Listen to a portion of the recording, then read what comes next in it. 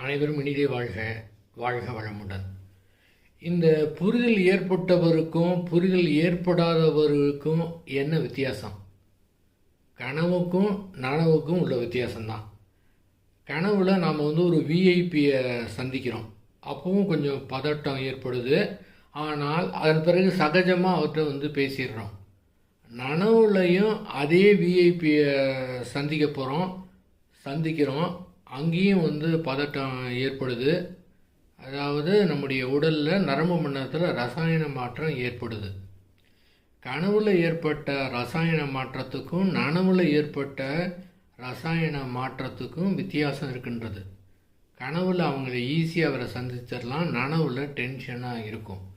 அதே போல் ரசாயன மாற்றம் கனவுல கம்மியாக இருக்கும், நனவுல அதிகமாக இருக்கும். இதுதான் புரிந்தவர்களுக்கும் புரியாதவர்களுக்கும் உள்ள வித்தியாசம்.